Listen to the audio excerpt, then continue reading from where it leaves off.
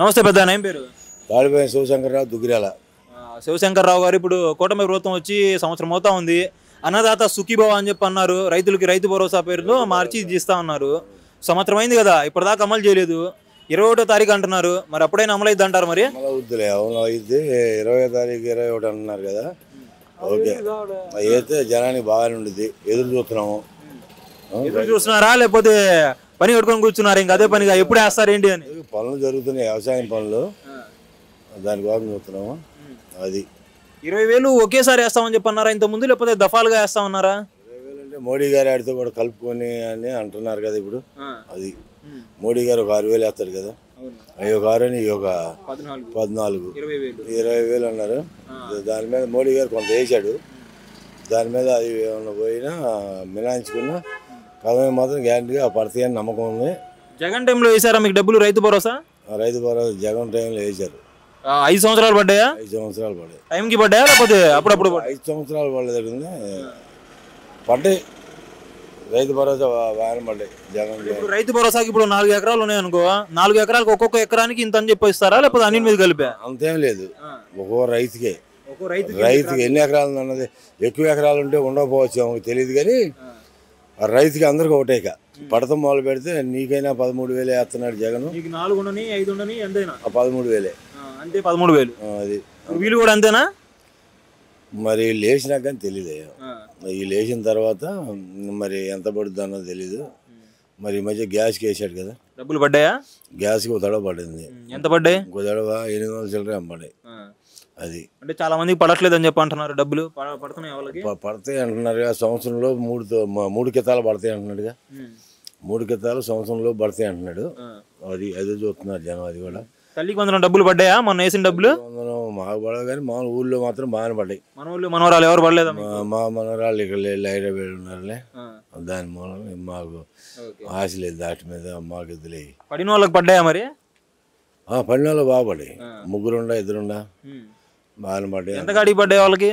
అలా 13,000 పడ్డాయి. అంటే 15,000 అని చెప్పి 13,000 వేస్తే మరి ఎలా మరి? మెయింటెనెన్స్ ఖర్చు 2,000 ఉంది కదా, అంతేగాని ఆ మెయింటెనెన్స్ ఖర్చు కలెక్టర్ గారి ఖాతా అనేది అంటున్నారు. పూర్తిగా వివరాలు తెలీదు. అంటే జగన్ టైంలో కూడా మరి కట్టింగ్ వేశారు కదా జగన్, మరి అప్పుడేమో ఆయన విమర్శించారు. ఇప్పుడు 2,000 అంటే మరి యాక్సెప్ట్ ఎలా చేశారు జనాలు? అప్పుడు విమర్శించారు కానీ ఇప్పుడు మాత్రం మెయింటెనెన్స్ ఖర్చుకి వెళ్తున్నాయి. అవి మెయింటెనెన్స్ ఖర్చుకి వెళ్తున్నాయి అన్నారు.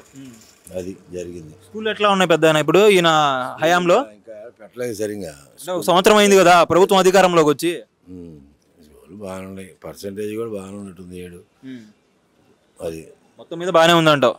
ఫ్రీ బస్సు పెడదామని చెప్పి అంటున్నారు. ఆగస్టు 15 నుంచి పెట్టాలా వద్దా? అది ఫ్రీ బస్సు లేడీస్ వరకే, జిల్లాకి అంటున్నాడుగా. జిల్లానా? రాష్ట్రం మొత్తం అని చెప్పి హామీ ఇచ్చారుగా. జిల్లా దాటితే ఛార్జీ అంటున్నాడు. అది పెట్టిన ఈ జిల్లాలోంచి కృష్ణా జిల్లాలోకి వెళ్తే ఛార్జీ పడుతుంది, అక్కడ ఈ లోకల్లో పడదు. సరే, ఇప్పుడు నాది మంగళగిరి నుంచి విజయవాడ ఎంత దూరం?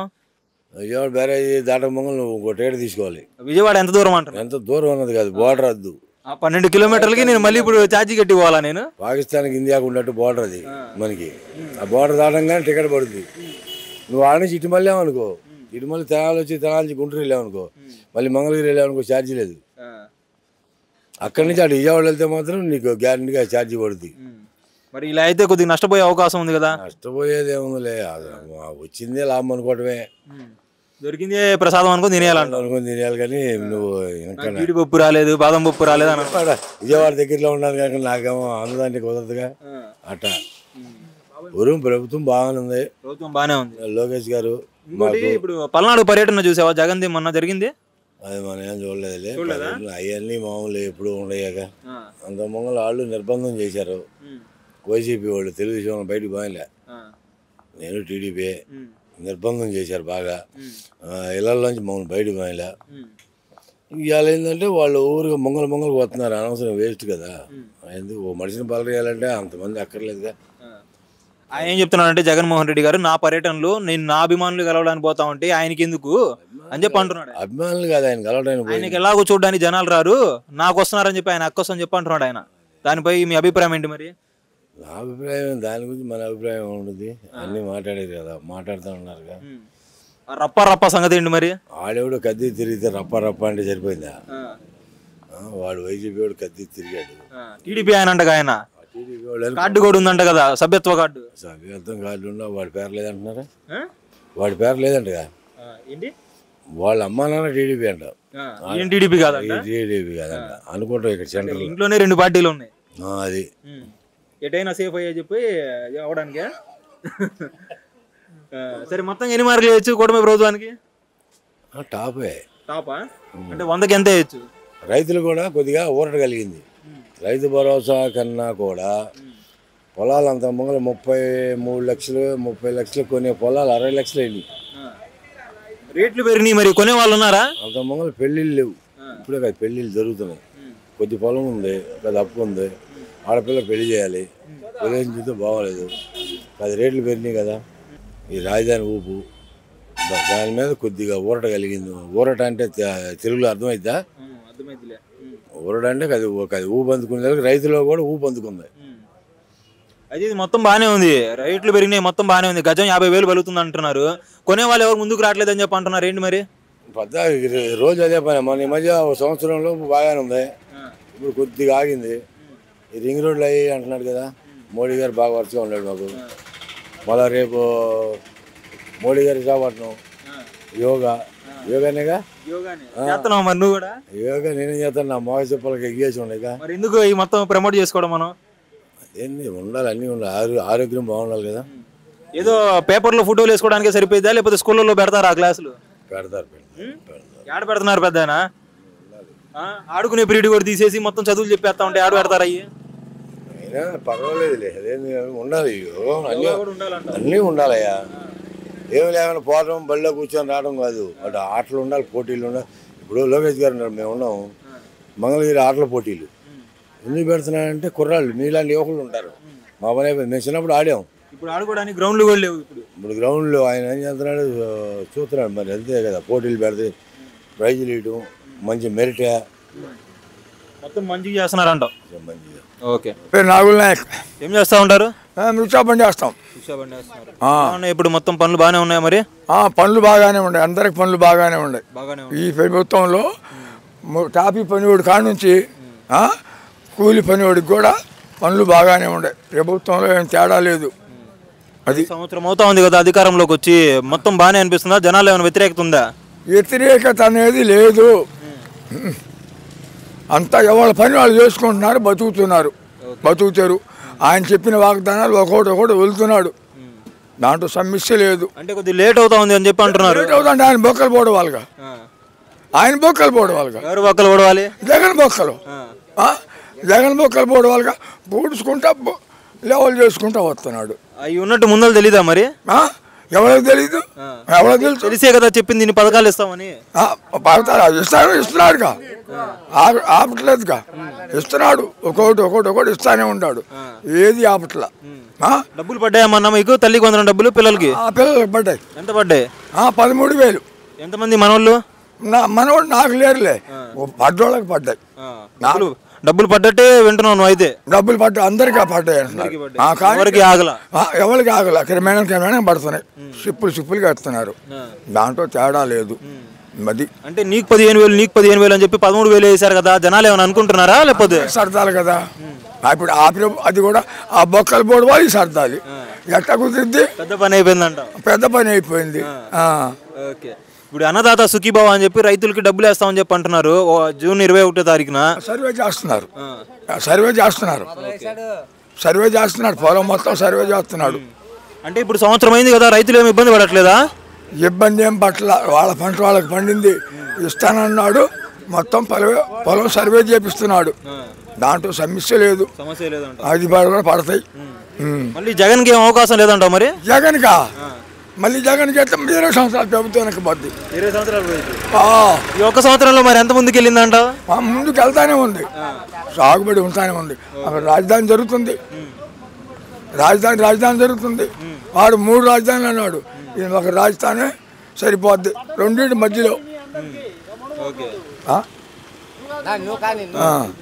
ఈ అమరావతి 3 ఏళ్ళు అయిద్దా? మరి 3 ఏళ్లలో లాగిస్తాడు, తప్పదు. కంపెనీలు పెట్టిస్తాడు. లోకేష్ చెప్పాడు, నేను మంగళగిరి మధ్యలో కంపెనీలు పెట్టిస్తాను. నిరుద్యోగం అనేది లేకుండా చేస్తానన్నాడు, చేస్తాడు. ఓకే. మరి ఇప్పుడు జగన్ ఏమన్నాడు అంటే నిన్న పల్నాడుకి మీటింగ్కి వెళ్ళాడు, తెలుసా నీకు? నాకు తెలియదు, నేను పట్టించుకుని అసలు. జగన్ పల్నాడు మీటింగ్కి వెళ్ళినప్పుడు అక్కడ ఆంక్షలు విధించారు ప్రభుత్వం వాళ్ళు. ఎందుకు విధించారని చెప్పి ఒక మీడియా ఆయన అడిగితే ఆయన మొహం చూసి ఎవరు జనాలు రావట్లేదు, నా మొహం చూసి జనాలు వస్తున్నారు, ఆయన అది ఓర్వలేకపోతున్నాడు అని చెప్పి అన్నాడు. దాని గురించి ఏమంటావు? జగన్ ముఖం చూసి రావట్లా, మా చంద్రబాబు నాయుడు ముఖం చూసే వస్తున్నారు. వాడు అనుకుంటామే గెలుగుతున్నాడు, పొండుకు పొలమ్మగుడై. ఎవరికి గెలుగుతున్నారు? టీడీపీ వాళ్ళు గెలుగుతున్నారు, వీళ్ళు వైఎస్ఆర్ వాళ్ళు గెలుగుతున్నారా? ఇంకా వీళ్ళు బొక్కలో వేయలే, ఇంకా నేను బొక్కలో వేస్తే బయటికి రాడు. ఇంకా మరి వేయచ్చు కదా, ఎందుకు ఆగుతున్నారు? మరి మీరు ఎందుకు ఆగుతున్నారంటే బగడబందీగా వేయాలి, బయటికి రాకుండా వేయాలంటావు, మళ్ళీ రాకుండా వేయాలి. అది లెక్క. వేస్తారు అసలు? మరి వేస్తారు, తప్పదు. ఇటు కొడాలి నాని, ఇటు అమ్మ రాంబాబు, వీళ్ళు మొత్తం బొక్కలో పోయేవాళ్ళే, బయట ఉండేవాళ్ళు ఎవరు లేరు. ఇప్పుడు వేస్తారు, రేపు పొద్దున వాళ్ళు 29లో అధికారంలోకి వస్తే సినిమా మామూలు ఉండదు అంటున్నారు. మరి దానికి కూడా కాసుకొని ఉండాలి. వస్తేనేగా రారు. ఏమో 23 నుంచి 124 లేచిన వాళ్ళు 11 నుంచి మళ్ళీ లెగలేరా? లెగలేరు. ఆ రోజున మోసపోయాం, మళ్ళీ మోసపోడు. వివేకానంద రెడ్డిని చంపింది ఎవరు? వివేకానంద రెడ్డిని చంపింది ఎవరు? జగనే. ఎక్కడ తూర్పుగోదావరిలో ఉండవు, దొడ్లో పడి తెచ్చాడు. ఆ కేసు మరి తేల్చవచ్చు కదా ఇప్పుడు మీరు? తేలుస్తారు, తొందరపడద్దు, అవన్నీ బయటకు వస్తాయి, సమస్య లేదు. ఎవరిని వదిలిపెట్టరు అంటారు? అబ్బాయిని వదిలిపెట్టరు, ఒక్కొక్కళ్ళు బయట లాగుతారు. మొత్తంగా అయితే ఎన్ని మార్కులు వేయచ్చు కూటమి ప్రభుత్వానికి? కూటమి పెరుగుతారు, 100కు 100 వేయచ్చు. 100కు 100 ఏంది సంవత్సరానికి? తగ్గేదే లేదు. నేను ఒకటి చెప్తాను, నేను ఒకటి అడుగుతా. జగన్ ప్రభుత్వంలో ఉద్యోగాలు ఒక దుగ్గిరాలకి 12 పోస్టులు వచ్చినాయి, ఒక్కొక్కటి 12 లక్షలు. ఎవరు ఇచ్చారు? ఏం పోస్టులు అయ్యి? బ్యాక్వర్డ్ పోస్టులు, బ్యాక్వర్డ్ ఎస్టీ ఎస్టీలకి బ్యాక్వర్డ్ పోస్టులు. ఎవరు ఇచ్చారు? ఏ కలెక్టర్ ఇచ్చాడు?